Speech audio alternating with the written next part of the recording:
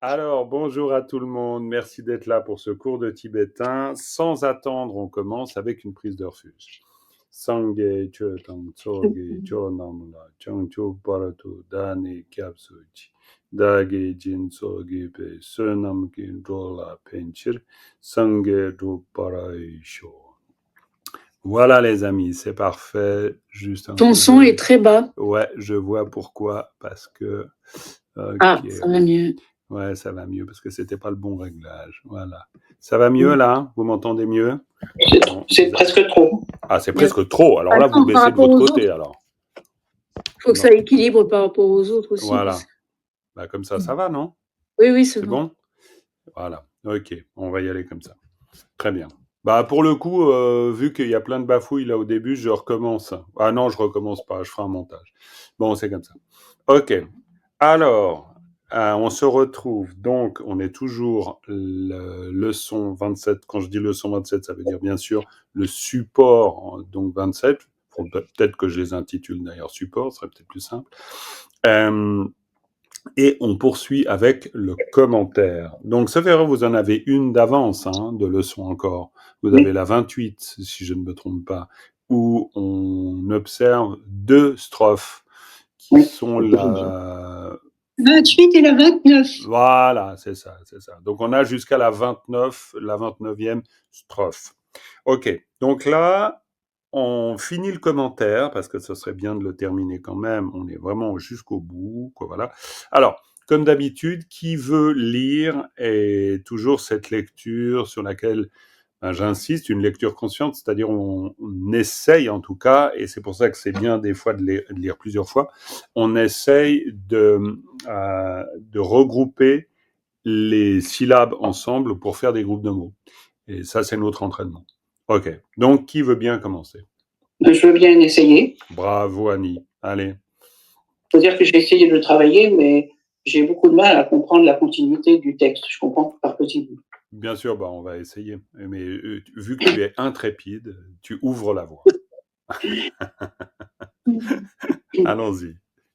Sherab dit Cheta Gangshik Yu Chungyule Drebu Chenpo Tang So Chungyule Dupei Ten Chenpor Chepei Gone Da Shengi Ten Punsum Sopa Dopala Tap non Kepei Tap Dans Che Raptu Nampar Chepei Sherap Tang.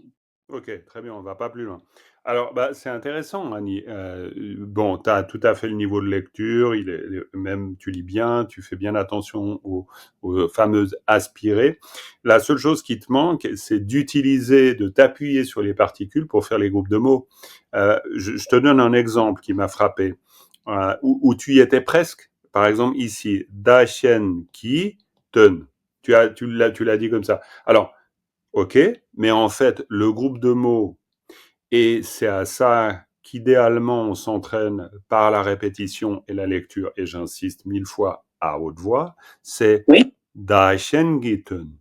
C'est-à-dire de faire que quand on voit le groupe de mots se dessiner, c'est Daishengiten. Et si on dit Daishengiten, tout de suite c'est une entité de sens. Si par exemple je te dis Daishengiten, pour toi ça veut dire quoi, Annie? Pour le bien de moi et des autres. Exactement. Pour le bien de moi et des autres. Littéralement, c'est pour moi et les autres. Mais effectivement, quand on dit ten, ten tout, ten ni, une chose qui vous échappera pas, vous l'avez peut-être déjà entendu, il y a très souvent dans les textes, on parle de ten ni. Ten ni, ça veut dire les deux buts. Et les deux buts, c'est le but donc pour soi et pour les autres. Et ça, c'est une formulation standard. Ça fait partie du lexique de base. Tenni. Donc, ten, c'est pour. Par exemple, dit ten tout, pour, mais c'est aussi but, c'est aussi raison. C'est tout ça. Donc, daishen giten, c'est clairement pour soi et pour autrui. Donc, c'est là où la particule, elle nous aide à créer le groupe de mots, Dachen Gitun. Et c'est comme ça depuis le début, en fait. C'est-à-dire, par exemple, Sherab qui, là tu t'es arrêté, Cheta. Et en fait, c'est Sherab Gi Cheta. Il faut vraiment réussir à les grouper. Sherab Gi Cheta. Kanchik, Gyu Chungule. C'est en fait Sherab Gi Cheta Kanchik. Le groupe de mots, c'est ça. Sherab Gi Cheta Kanchik.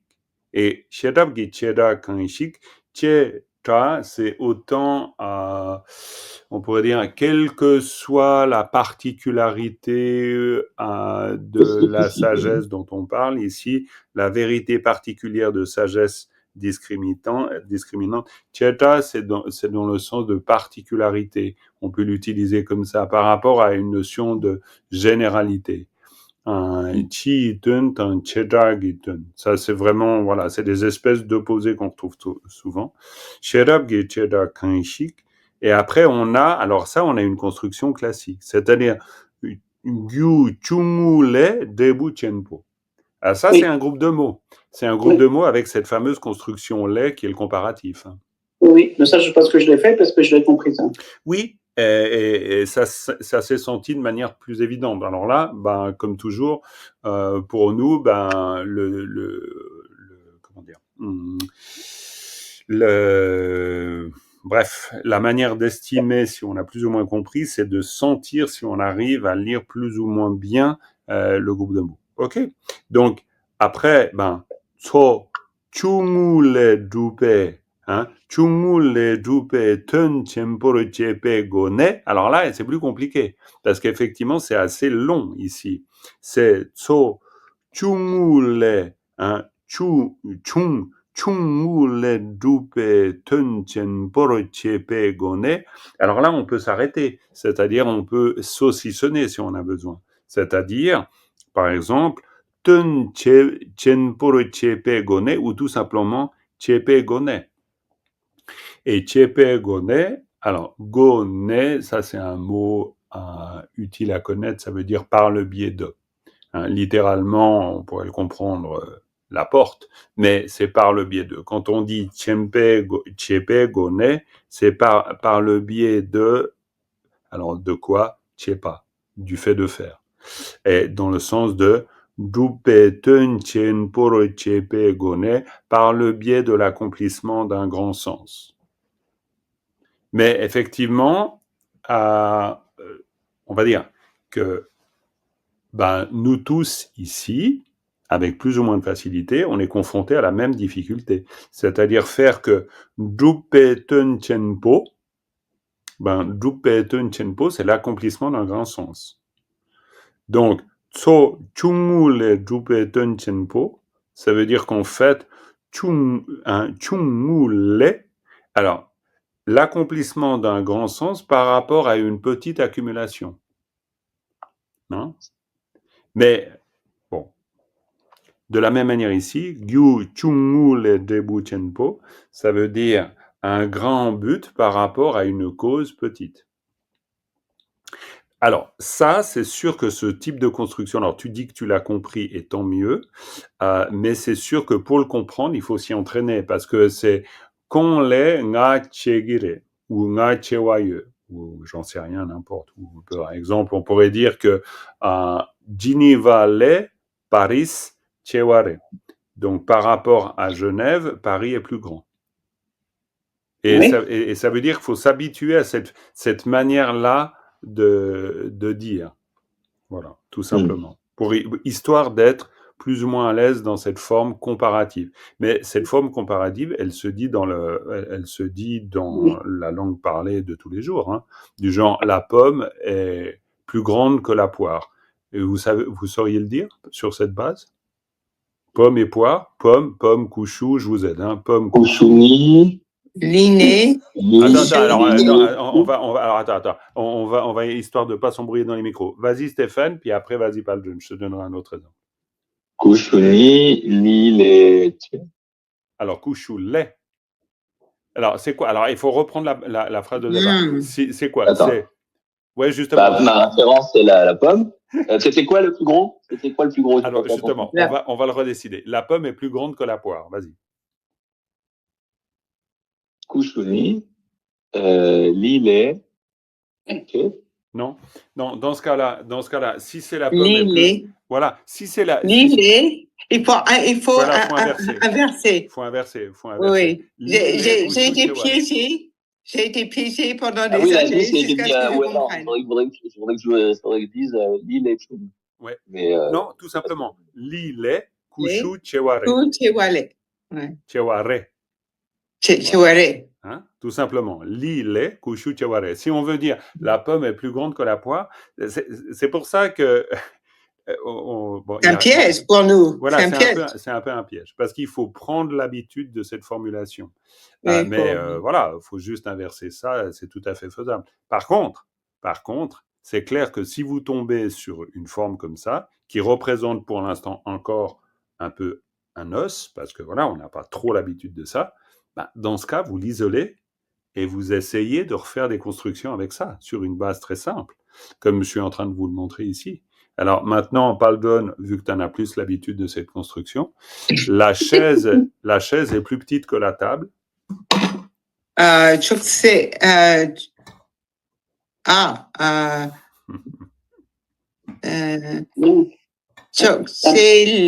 Non, coupe-kia lait. Oui, c'est ça.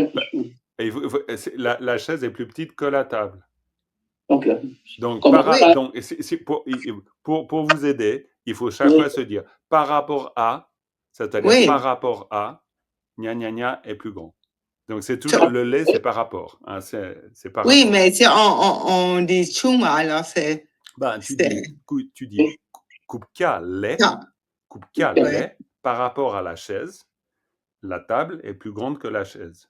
Oui, mais tu as dit plus petite. Ah, plus petite, excuse-moi. Bon, c'est pas alors, il faut dire choksele, kupcha, chumare. Oui, tu peux dire tout à fait ça. Ouais, bien sûr. Par rapport à la table, la chaise est plus petite. Oui, ça c'était la phrase en... Impeccable, c'est moi qui oublie d'une minute à l'autre. J'ai une vraie mémoire de poisson rouge, je pense. C'est-à-dire, elle dure je suis pas la seule, alors. C'est une catastrophe. Voilà, très bien. Encore un autre exemple pour, je sais pas, allez Sabina, ça te tente de faire un petit exemple comme ça, hein, on va essayer. On va dire... Allons-y. Ouais, une chose toute simple. Attends voir. Un bodhisattva est plus... Alors, je reste dans les choses simples. Hein. Un bodhisattva est plus petit qu'un Bouddha. Le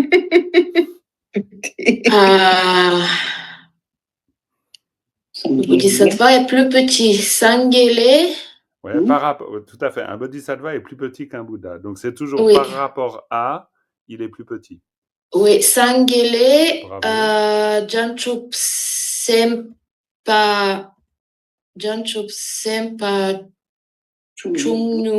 Chungnu Yore.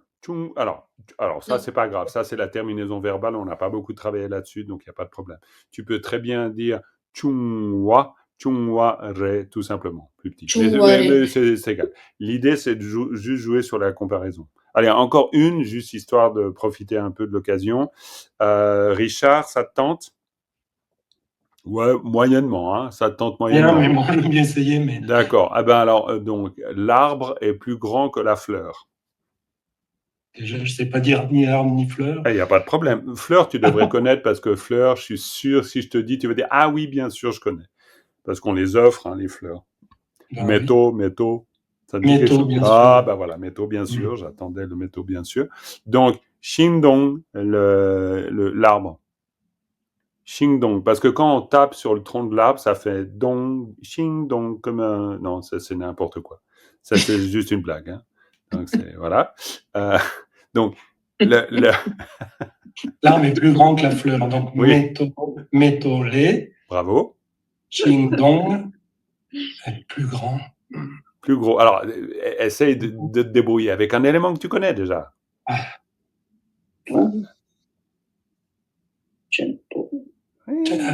Chenpo. Mais oui, bah écoute, J'écoute alors surtout c'est Chenpo, mais pas oui, tout à fait juste ça parce va. qu'après il faut dire chewa re, c'est-à-dire la forme Oui, oui, oui. comparative de l'adjectif, mais on peut admettre qu'on apprend à parler le tibétain, on peut faire des erreurs, c'est pas grave. Donc, mais on peut déjà utiliser Chempo. Admettons, vous dites metole shindong Chempore, c'est pas tout à fait juste, mais le tibétain à qui vous parlez, il comprend, hein, parce qu'il comprend très bien que vous faites les...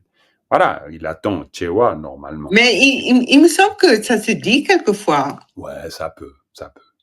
Mais Même pas parmi les ouais, c'est Tibétains. possible. Après, les manières de parler, elles varient, ça c'est clair. Oui, et puis c'est qu'il y Ouais. a des contextes différents. Bien sûr. Mais c'est détail. À partir du moment où tu dis Chenpo, c'est bon, tu t'en sors. Ça va.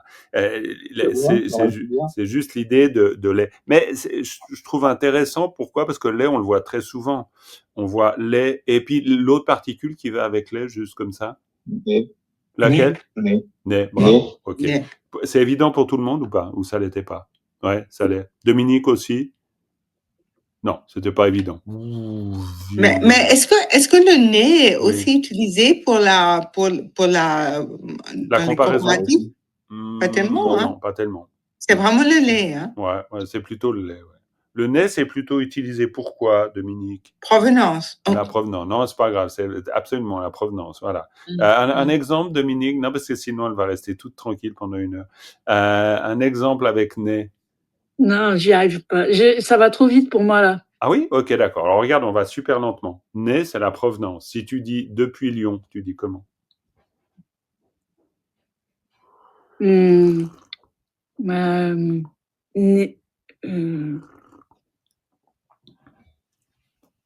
Lyonnais? Bravo, absolument. Vous voyez comme quoi, même de la base de chez base, eh ben, ça veut dire que on revient à la base, c'est-à-dire un élément, et puis hop, vous mettez un marqueur. Et le marqueur, c'est la particule, et ça marche toujours comme ça. C'est-à-dire Lyon, né, tout simplement. Et la grande difficulté pour nous, c'est même pas tellement de le savoir, vu qu'on le sait. Parce que là, finalement, en y réfléchissant un peu, tu le sais. C'est juste rentrer dans cette logique, comme quoi on joue avec des plots. On joue avec des plots. Donc vous avez Lyon ou n'importe quoi d'autre, puis vous mettez une particule derrière. Et puis par contre, la rosette de Lyon, hein, c'est dans le sens de, est-ce que c'est la provenance ou est-ce que c'est quoi? Non, je sais pas comment on dit rosette. Mais ouais, mais on dit rosette en tibétain, on dit aussi rosette, donc ça tombe bien. Lyon qui rosette. Bravo, impeccable. Ben voilà, ça on est dans l'exercice de base. Mais vous voyez que même quand on fait cet exercice de base, il y a encore un petit peu des cailloux, ça glisse pas complètement. Et c'est normal que ça glisse pas complètement.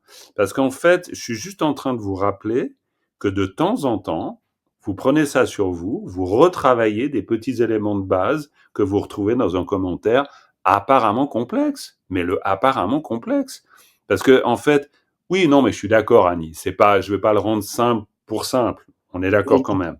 Mais là où je veux dire, apparemment complexe, c'est que par exemple si on a ça là, hein, hop, si j'arrive à, voilà, hop, on a ça, on a cet élément, tso chungule, là on est dans l'apparemment complexe, mais en fait, oui et non, parce que si on a travaillé un peu sur le comparatif par rapport à la chaise, la table, bon ben voilà, ben, par rapport à tso chungu, et c'est quoi tso chungu? Petites accumulations. La petite accumulation. Toute petite. Hein, la chungmu, c'est juste la plus petite, hein, parce que chungmu, c'est quoi, voilà, bon, chungmu, très bien, la petite. Hein. Mais pour faire simple, après, faut pas se noyer. De toute façon, après, ben oui, bien sûr, on peut toujours dire mieux, mais so chung, ça veut dire petite accumulation. Oui, Stéphane. Oui, je pense. Ouais, après, Pardon, Florence, pas de problème. en regardant les cours d'Acharya sur le tibétain, oui. En fait, pour les particules, enfin si on parle des particules de provenance réelle ou pas, oui. En fait, les et les sont bien distinctement. Ouais, mais dans l'usage, si tu veux, théoriquement. Ah bah après, je sais pas. Non, évidemment. Et en fait, il y a aussi là, on était en train de voir. En fait, c'est pour ça que j'ai le lait Oui, si on compare des choses, en fait, c'était aussi quand on compare des choses, en fait. Ah bah oui, c'est ce que tu dis, pardon, c'est ça. C'est le lait. Donc ça peut être que le lait, pas le nez, par exemple, dans ton exemple, dans l'exemple qu'on a devant nous. Non. Je- Non, ça c'est pour la comparaison. Ouais. C'est La pour la comparaison de choses qui sont pas semblables. Ouais, c'est ça, ouais. Ouais, voilà, mais c'était oui, bon, quoi, ouais, c'est de ça dont il est question ici, mais simplement pour quoi, moi, ce que j'essaie mais bon, je pense que vous comprenez très bien, c'est simplement faire que l'apparente complexité du commentaire, on dédramatise un peu. C'est-à-dire, on peut reprendre des bouts et finalement, les bouts sont pas trop compliqués. Admettons, je prenne ça, donc tso chungule dupa. Alors, on n'a pas la suite, on est d'accord. Mais tso chungule dupa, c'est quoi? Accomplir. Bien. Accomplir. Oui, mais c'est mieux de dire l'accomplissement. L'accomplissement. C'est mieux de dire l'accomplissement. Oui, parce qu'on a une nominalisation, dupa. Ça fait aussi partie du réflexe. Mais c'est le même réflexe dont il était question avant Dominique en disant lion naît. C'est-à-dire le réflexe. Pourquoi je dis le même réflexe? Parce qu'on a chaque fois l'élément plus la particule. Je veux dire, on est toujours dans cette même construction-là. C'est-à-dire, on a jup, qui est un radical verbal, plus la particule nominalisatrice. Donc, on est dans la même logique. C'est-à-dire, jupa, ça vient de jup. Donc, si jup, ça veut dire accomplir, jupa, c'est l'accomplissement. C'est pas toujours aussi simple que ça, je suis d'accord. Mais la logique tibétaine, elle est toujours la même. On a de la chance quand même. On a une langue qui est franchement compréhensible du point de vue logique. Encore une fois, je vous dis, apprendre le français, c'est une autre paire de manches. C'est beaucoup plus incompréhensible. Vous avez de la conjugaison, vous avez des accords, vous avez un verbe qui ressemble à rien. Je veux dire, entre le verbe aller et puis irait, expliquez ça à un japonais, comme quoi le verbe peut carrément prendre une forme totalement différente. En tibétain, c'est rarissime. Donc, oui, mais tu peux aussi, oui, mais en tibétain, tu peux aussi dire josong. Tu peux aussi dire do pour le passé. Tu vois, j'entends, oui, bien sûr, il y a des exemples, mais si tu veux, bon, bref.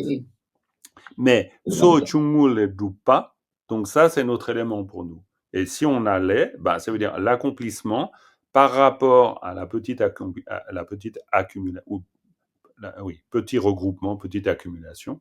So chungul dupe, dupeten, puis après, dupeten, c'est une unité de sens. C'est le sens de l'accomplissement. On est d'accord avec ça, hein? Donc, voilà.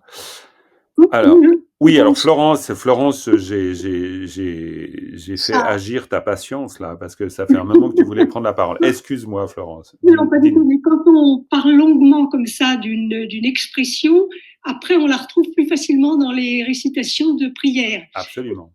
Sur Goné, oui, dans l'invocation qu'on récite, par exemple, tout au début des pratiques préliminaires. Absolument. Il y a c'est là, ouais. Et c'est traduit par guidez-moi. Et moi, ça me réjouit beaucoup de penser que, en fait, Goné, c'est passer par la porte, quoi. Parce que c'est vrai que pour suivre, il faut accepter parfois de passer par là, par le. Complètement. C'est par la porte. Absolument. Absolument, absolument. Et d'ailleurs, c'est aussi très intéressant parce que c'est bien que tu soulignes ça, étant donné qu'on vient de parler de lait. Bon, on en reparle et on en reparle et on en reparle. C'est normal, jusqu'à ce que ça devienne complètement évident. Mais on a un bon exemple de lait comparatif. Et puis la deuxième ligne, go-né, qui n'est plus comparatif, qui est la source à l'origine. On pourrait dire que le go-né, on est dans le sens fondamental, ce que moi j'aime bien appeler le sens fondamental d'une particule, c'est-à-dire Junkung Kita, c'est-à-dire le son qui indique l'origine, tout simplement. Et puis là, ici, go, né, si on passe par la porte, c'est sûr que la porte est l'origine de mon arrivée dans la pièce. Tout simplement, hein. On parle de cette origine-là, on parle pas de ma grand-mère. Ce qui est aussi vrai. Bon, bref, il y a porte et porte. Hein. De toute façon, tout ça sont des portes, mais bon. Non, mais Très là, bien. dans le contexte des pratiques, c'est d'entrer dans le dharma. Ah ben, bien sûr, bien sûr. Et puis en général, le gone, tu vas le retrouver avec lunga yi sumgi gone, c'est-à-dire par le biais du corps, de la parole et de l'esprit. Donc ça, c'est tout le temps. C'est toutes les deux phrases. Non, j'exagère beaucoup, évidemment, mais c'est très fréquent. C'est une expression lunga yi sumgi gone. Voilà. Ok, très bien. Ok, alors, à l'aide de tout ça, Annie, tu vas nous relire le passage. Puis nous, on va le réécouter. Quoi, si tu veux bien, évidemment. Hein. Mais si tu veux bien, tu le relis en faisant bien attention à tout ce qu'on a dit. Et puis nous, on l'écoute, puis on va l'entendre résonner tout à coup magnifiquement. Sherab Guy, je ne sais pas si je vais pouvoir le faire d'un coup, c'est pas possible ça. Vas-y, tranquille. Sherab Guy, Chetra Kanshik Yu. Alors, Kanshik, et là tu t'arrêtes. Kanshik. Sherab ki chera Kanshik. Sherab Guy, Chetra Kanshik Très bien. Ça, c'est ta pause. Yu. Ouais. Chunyu Le. Bravo.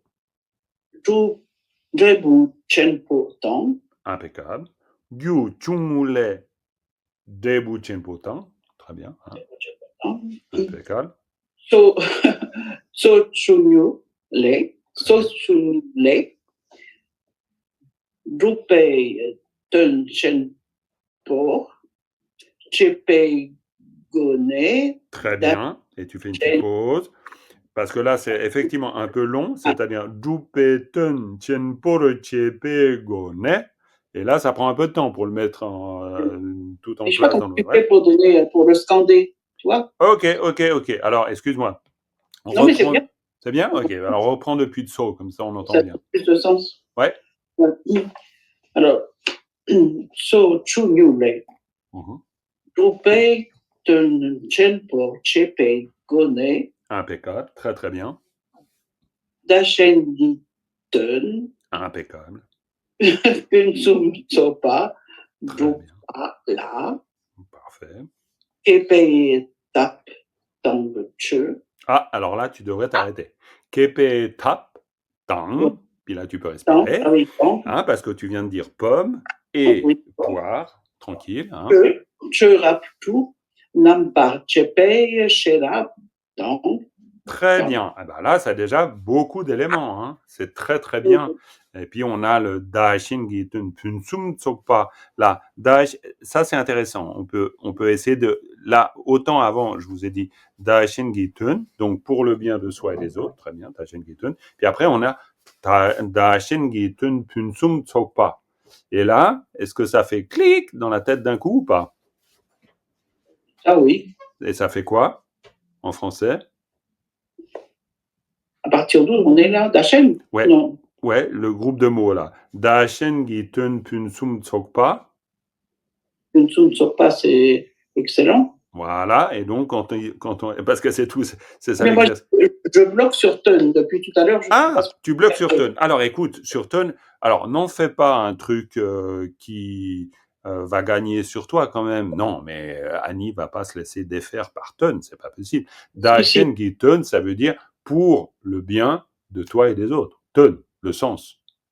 Et il y a pas un mot qui ressemble, qui veut dire le bien aussi? Ah ouais, on peut le dire autrement, si on veut. On peut le dire, on peut dire pento, on peut dire, voilà, on peut dire différemment. Mais ten, c'est vraiment ten. Si vous voulez dire, par exemple, l'activité pour le bien d'autrui ou des êtres, on dit joten. Hein, joten, c'est ou shenden, si vous préférez, shenden. En tibétain. Si par exemple vous parlez de quelqu'un d'égoïste, vous allez dire rangden. Et puis, si vous voulez dire quelqu'un qui est plutôt altruiste, vous allez dire Shenden. Et vous allez...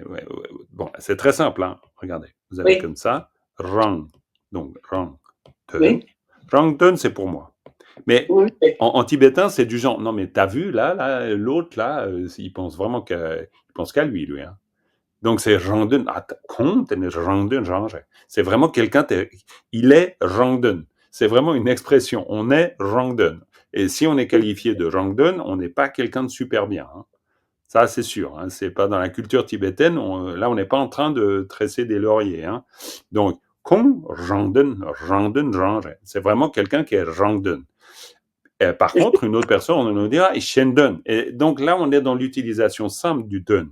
Dun, on n'est pas en train de dire le sens, on est en train de dire pour. Et quand tu dis Rangdun et tout ça, j'entends des, da. J'entends pas Tun, j'entends Tun.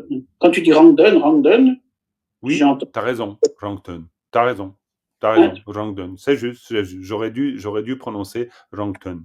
C'est pas pour.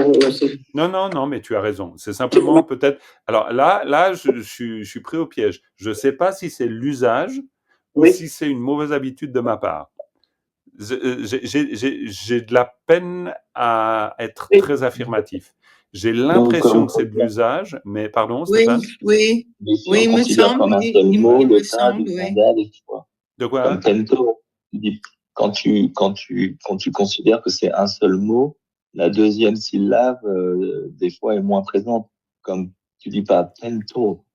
Tout à fait. Ouais. Ah oui. Mais j'ai l'impression, et Paljun aussi, tu as aussi assez l'habitude du tibétain parler, j'ai l'impression que Rangdun, moi je l'entends comme Rangdun. Oui, parce que non, parce que je l'ai aussi appris, c'est vrai que je l'ai appris, on va dire, dans la rue, c'est excessif, mais disons... Bref. Après, il y a quelque chose dans la linguistique, quand il y a des sons, il y a des sons qui sonorisent plus les sons voisins, en fait. Ça veut dire que, parce que Rang, ça termine avec un G, et le G, ça sonorise, en fait. On peut pas passer à un T facilement, le D vient plus naturellement, en fait, derrière. Tout à fait. Merci, Sabina. Tu viens de me donner un argument majeur pour le Rangdun. Mais non, mais t'as raison. Il y a aussi, moi j'ai souvent entendu les Tibétains dire, bon là c'est plus facile de prononcer comme ça, donc on prononce comme ça aussi. Mais par contre, si on l'a tout seul, on est bien d'accord qu'on va dire tun. Par exemple, di tuntu. Si on veut dire pour ça, di tuntu. Pour ça, on dit di tuntu. Di tuntu. On dit pas di dundu. Di tuntu. Mais là, Rangdun. Bon. Shen-gitun. Mais, ok. Mais par contre, là, moi, quand je le vois écrit comme ça, je dis Shen-gitun. Après, mais je crois, bon, voilà. Ça, c'est un détail. Maintenant, il ne faut pas trop bloquer là-dessus. Da Shen-gitun punsum tsokpa, ça veut dire le parfait accomplissement de soi et d'autrui. Parce que c'est ça notre but. On est bien d'accord. Il ne faut pas perdre quand même l'objectif. L'objectif, c'est qu'on a le groupe de mots, puis on doit faire pip. Il doit y avoir le sens qui, tac, jaillit dans notre tête, idéalement. Voilà. Donc, Daishen Gitun Punsum Tsokpa, et puis Dupala, ça c'est intéressant, le Dupala. Qu'est-ce que tu te fais avec ça, Annie?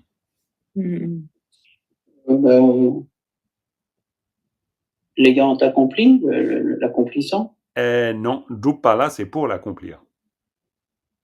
C'est le la très simple, c'est le la donne qui nous qui la donne dans le sens Drupala, c'est pour accomplir le sens Tsokpa Drupala, parce que là Daishen Gitun Punsum Tsokpa Drupala, Punsum Tsokpa Drupala, pour accomplir parfaitement l'excellent sens de soi et d'autrui, c'est-à-dire pour parfaitement accomplir ce qui est bénéfique à nous-mêmes et à autrui.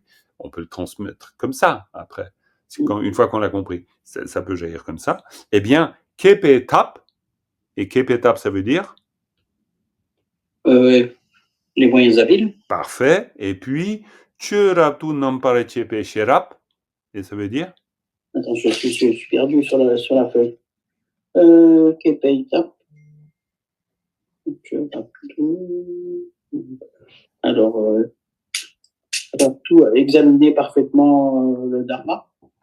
Oui, mais le Churaptu Nampare Chepe Sherap, c'est la sagesse qui comprend d'une manière absolument précise la totalité des phénomènes.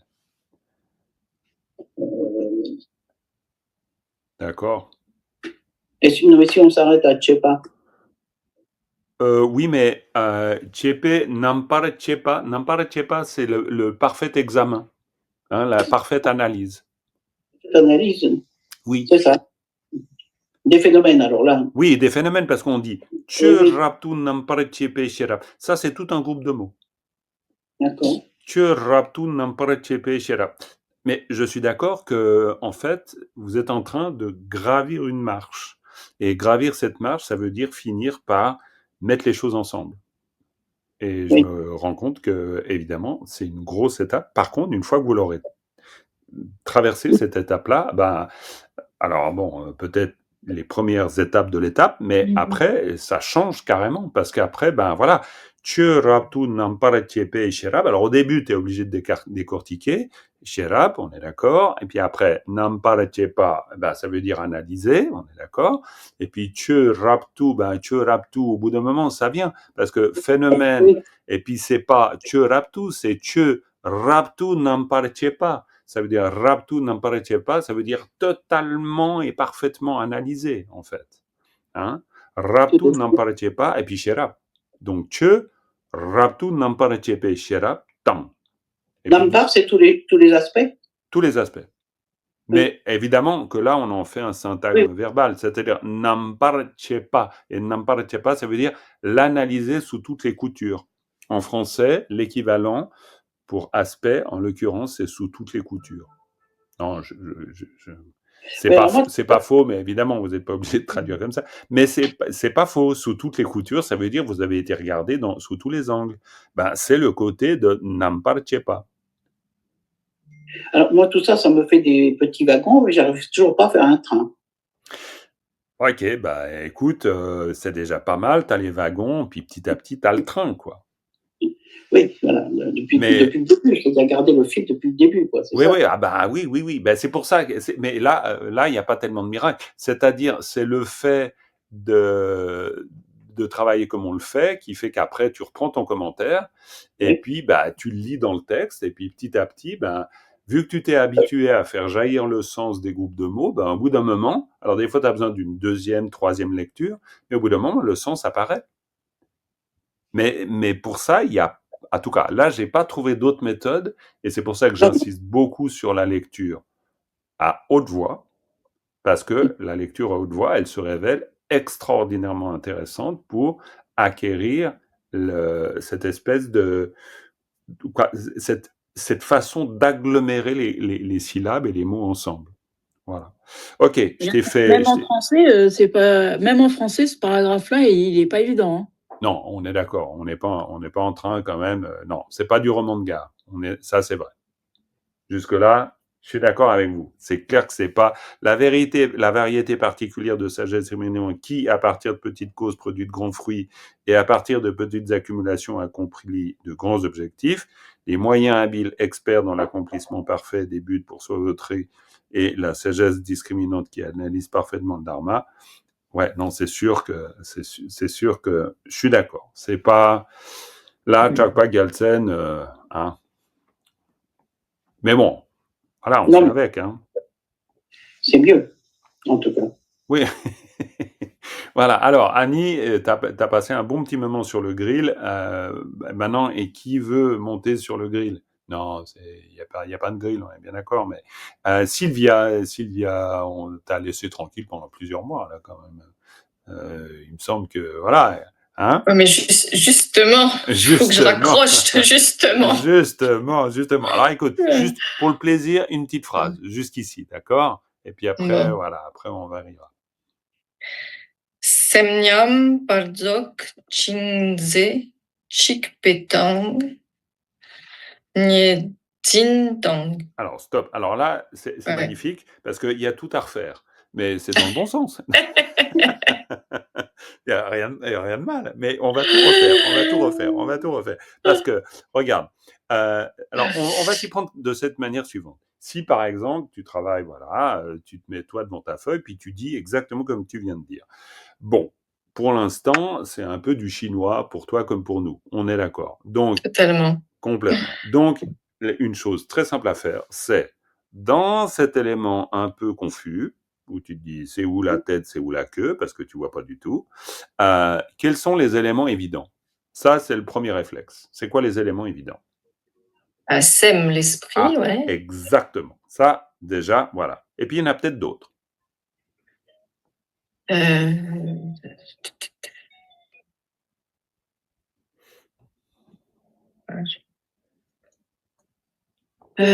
particules, non? Pardon, Dominique, t'as dit un truc? De repérer les particules d'abord, non?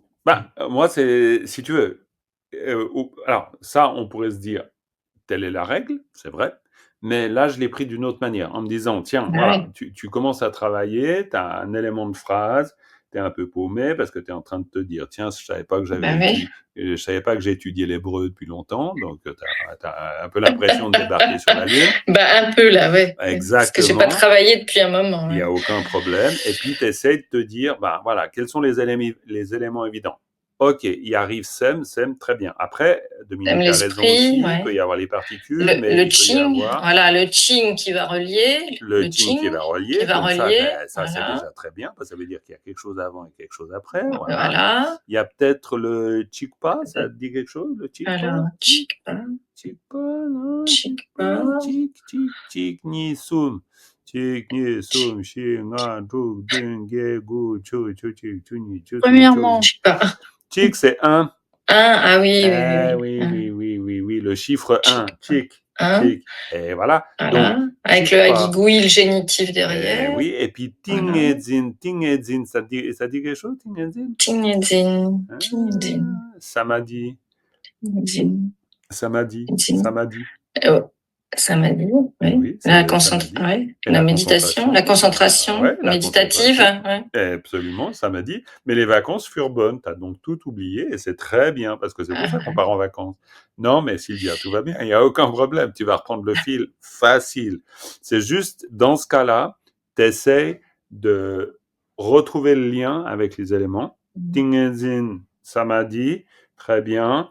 Donc, sem, l'esprit. Nyam Parajo, alors Nyam Parajo, c'est Nyamja, c'est-à-dire Nyam Parajo.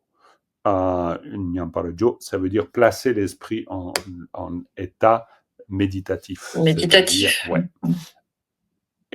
Oui, tout à fait. C'est-à-dire, on pourrait même dire en équilibre, parce que Nyam, c'est équilibre. Il y a différentes manières de traduire ce terme, mais Nyam Parajo, Ching, Tse Chikpe Tingenzin Tang. Alors là, bon, c'est sûr que... Pardon? L'esprit en un seul point, c'est... Oui, l'esprit en un seul point. Sem Tsetchik. Donc, Sem, alors, ici, c'est Sem, virgule. Hein, c'est vraiment... Parce qu'on est en train de parler de Sem. Et on est en train de dire deux choses par rapport à Sem, par rapport à l'esprit. Sem, 2 points. Nyam, ou virgule. Nyam par Jogching. Première chose, c'est-à-dire le placer en équilibre méditatif, c'est-à-dire le placer en méditation. Et puis, Tse Chikpe Tingenzin Tang, et ça veut dire une samadhi à un seul point, c'est-à-dire une samadhi sans distraction. Donc, ça veut dire Sem Nyam Parajo ou Sem Tse Chikpe Tingenzin Tang, d'accord? Donc, on parle de deux choses qui concernent l'esprit, c'est-à-dire d'une part le placer en méditation, si on veut dire ça simplement, et aussi avec un samadhi en un seul point dans le sens de non-distraction. D'accord? Donc ça, c'est des termes un peu techniques, mais c'est des termes méditatifs. Si ça vous arrive de méditer, ben ça peut vous être utile parce que justement, c'est des termes habituels dans le vocabulaire, quoi. Ok? Très bien. C'est parfait, Sylvia. C'est-à-dire, oui, on recommence de là, mais en même temps, tu as tous les éléments, donc c'est pas non plus Ching, voilà. Et puis là, peut-être le piège pour nous, c'est qu'évidemment, quand tu vois Sem, tu peux avoir tendance à dire Sem Nyam Parajok Ching, et puis après, tu as l'impression qu'il s'agit plus de l'esprit. Mais là, en fait, dans la construction, on peut aussi le séparer en deux. On pourrait dire, d'une part, à placer l'esprit en méditation et développer une absorption méditative, c'est-à-dire un samadhi en un seul point. Ça marche aussi, mais on parle de l'esprit dans les deux cas, de toute façon. C'est clair? Vous voyez l'idée? Alors là, ça vous fait apprendre du vocabulaire technique utile à la compréhension de textes sur la méditation, le Ngedungatsu ou d'autres textes, n'importe. Voilà. Ok, donc une autre phrase intéressante. Qui va faire cette autre phrase? Qui veut la faire? Il y a Richard qui est là, il y a Savina. On n'a pas assez. Alors, Richard, vas-y. Puis Savina, tu feras la suivante. Hein? Et puis après, Cathy serait peut-être bien qu'on l'entende, Cathy aussi. Alors, vas-y, Richard. Allez. Nyon mon pa, tang, nyom juggi tripa sok le, nampar tarpa, tang. Très bien. Alors là, c'est déjà, c'est des bons éléments. Hein. Ouais, alors, tu verras, il y a quelque chose de très. Je te donne déjà une piste. C'est le dripa. Dripa, c'est les voiles. Exactement. Et c'est une piste parce que ce qui est avant concerne. Alors, ça, c'est vrai que c'est aussi du vocabulaire technique. C'est ce qu'on appelle les deux types de voiles. Les voiles des Nyonmong, Bravo. des Nyonpa, des obscurcissements réfléchants. Et alors Nyomjuk, je ne connaissais pas, mais en regardant le vocabulaire, donc en fait, ça serait les voiles ce qui voile l'absorption méditative. Exactement, parce qu'en fait, alors, quand on fait la classification sur les voiles, on peut aussi dire, par exemple, le voile des émotions perturbatrices, le voile du karma, c'est des choses, voilà. Mais dans un contexte où tout à coup, il semblerait qu'on se mette à parler beaucoup de méditation, alors dans ce cas, Nyun pa, Nyumjung pa. Là, c'est vraiment deux voiles, c'est le voile des kleshas et le voile méditatif. Le voile méditatif, c'est par exemple saisir un objet ou s'accrocher à une expérience. Voilà. Pendant la méditation. Pendant la méditation. D'accord. C'est pendant la méditation. Parce qu'on peut très bien méditer, puis avoir l'impression de très bien méditer, parce qu'on est très stable, etc. Mais il n'y a pas de limpidité, il n'y a pas de clarté. Et dans ce cas-là, c'est un voile. Après, bon, on va pas rentrer dans l'aspect technique de ça, mais là, on a affaire à deux types de voiles. Un voile classique, c'est Nye mon pa, donc Nye mon pe de pa, si on devait l'exprimer, Nye mon pe de pa, le voile des kleshas, et puis Nyomjuk de pa. Et là, on l'a construit, Nyomjuk de pa, le voile méditatif. Absolument. Et puis après, ce qui est intéressant, c'est Dipa Sole. Et par rapport à ce qu'on a vu avant, est-ce que là, tu as un sens qui arrive immédiatement, sans même la construction du reste, mais juste Dipa Sole. Ce qui provient des voiles, l'accumulation des voiles, non? Pas vraiment, non. C'est par rapport aux voiles, etc. Parce que Dipasso, c'est les voiles, etc. D'accord? Et puis le lait, c'est le fameux comparatif. Donc, par rapport à.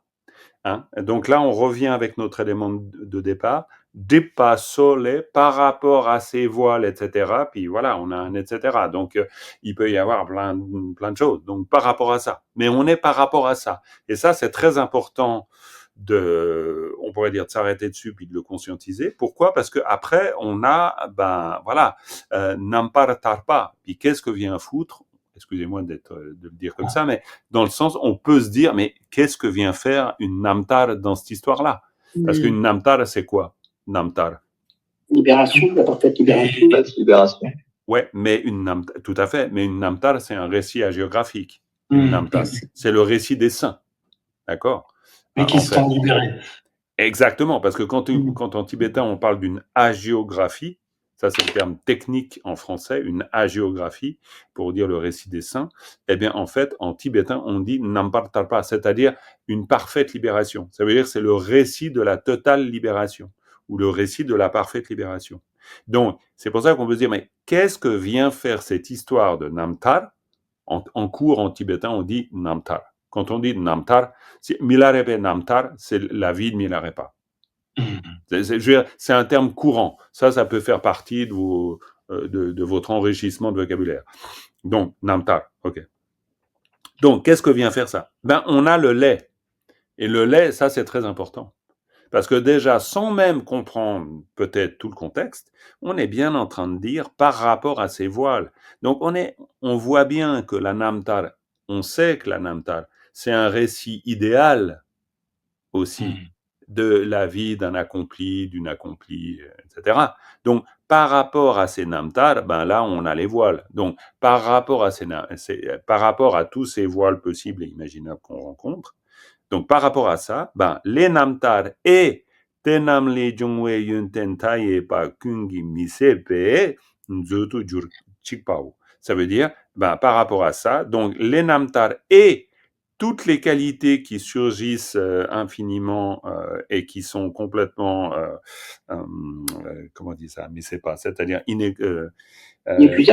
Merci, inépuisable. Alors, Dzotu Jurtik, puissais-je devenir le trésor de ces qualités inépuisables et de ces namtar par rapport à tous les voiles divers et variés.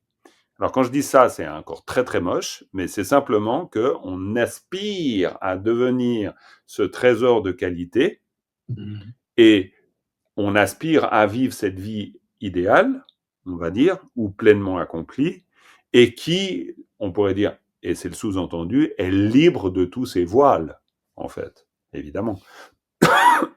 Yes, Stéphane. Quand, puissais-je devenir le trésor inépuisable de toutes les qualités qui surgissent, ça, il n'y a pas de souci, mais qui surgissent tenamle de tout ça. Ouais. Et moi, je l'avais pris après Nampartar Patang, c'était je l'avais mis comme une complète libération des voiles. Oui, c'est très juste aussi. C'est vrai qu'on peut parfaitement le comprendre comme ça. C'est vrai que même littéralement, on peut le comprendre comme ça. Et c'est vrai.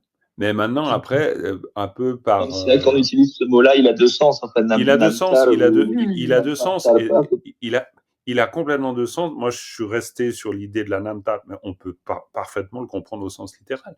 C'est-à-dire la parfaite et la totale libération de ses voiles, mais si ce n'est que dans le contexte des vœux de Samantabhadra, on aspire à vivre cette vie exemplaire des bodhisattvas. Donc, il y a un peu ce contexte-là qui peut faire largement penser au namtar. Mais maintenant, littéralement, une namtar, c'est une totale libération.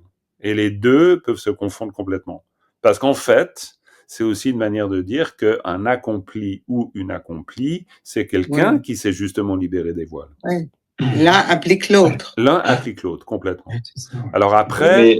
avoir une mais par rapport ici, aux voiles, c'est bizarre.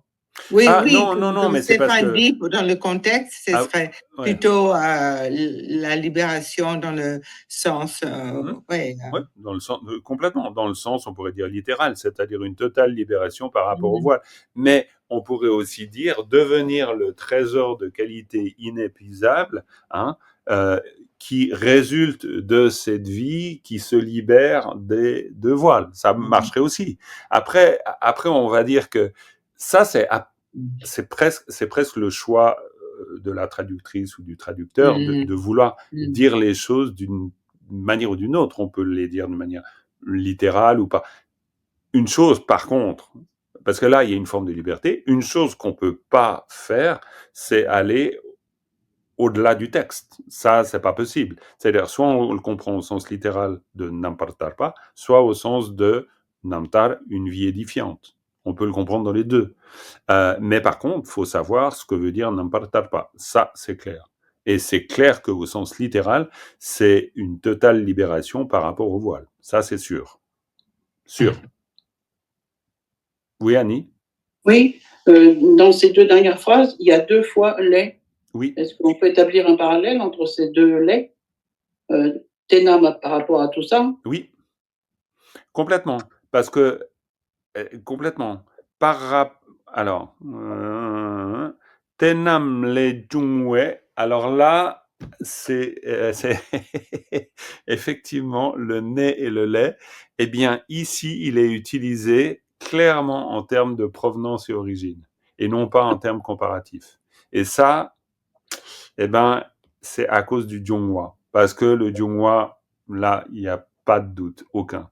C'est-à-dire que Jungwa, c'est surgir. Donc, on est sûr que ça surgit de tout ça. Ça, c'est clair. Et d'autant plus... Pardon? Si vous voulez comparer, il faut un adjectif. Plus grand, plus petit, plus beau. Exactement. Alors après, oui, évidemment, il faudrait qu'on ait quelque chose qui ressemble vraiment à une comparaison. Et là, on n'a pas une comparaison. Et puis, il y a une deuxième raison, c'est les yunten. Et clairement, les qualités, alors ça, c'est vraiment on pourrait dire, une vision du monde bouddhiste. Les qualités viennent de la disparition des voiles. Pourquoi? Selon vous, pourquoi? Ça, c'est quand même une question intéressante. Pourquoi est-ce qu'on voit les choses comme ça? Parce que les qualités sont déjà présentes, c'est les voiles qui ont fait. Bravo. Bravo. Ah, là, t'as droit au panettone, là. Même avec un panettone top. À propos de voiles, j'ai pas très bien compris le Nyom Juk DJ. Alors, c'est simplement qu'on a deux types de voiles. Et là, alors, bon, après, je vais pas vous faire une longue explication sur Nyom Juk Depa. Mais par contre, si vous regardez dans un dictionnaire, vous verrez très clairement Nyomjuk Dupa, c'est un des voiles possibles. C'est un voile, le voile de la méditation. Ça veut pas du tout dire que la méditation voile, ça veut dire les voiles qu'on rencontre dans l'exercice de la méditation. Alors là, évidemment, il faut être un peu attentif pour pas faire des contresens, mais clairement, c'est ça. Tout simplement. Nyomjuk Depa. Nyomjuk Depa, c'est assez proche de peut-être ce que vous avez entendu ou connaissez, c'est Sheje Depa, c'est-à-dire le voile des objets de connaissance. Vous avez entendu déjà parler de ça? Oui. Eh ben voilà. Eh ben ça, c'est typique de ce genre de voile. C'est un équivalent.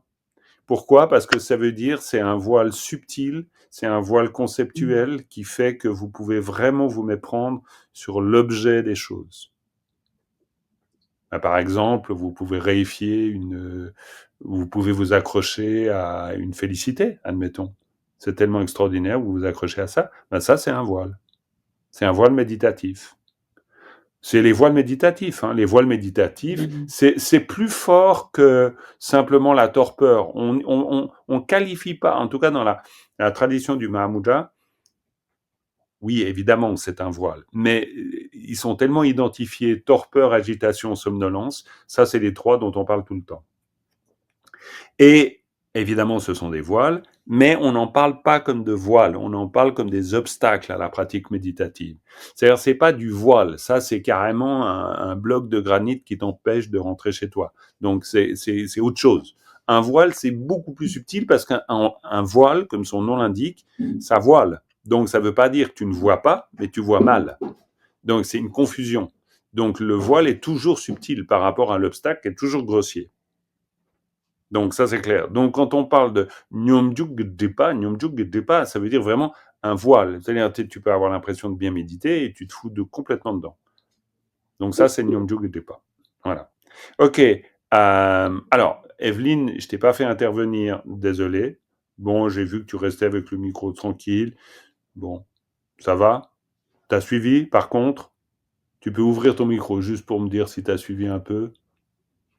À qui tu parles? À toi. À moi? Ah oui, j'ai bien écouté, j'ai pris des notes et ça a éclairé des choses que je ne comprends pas d'habitude. D'accord, voilà. Ok, très très bien. Je te pose la question parce que tu avais des doutes aussi par rapport à l'idée de suivre ou pas. Donc il faut que tu t'y retrouves. Hein.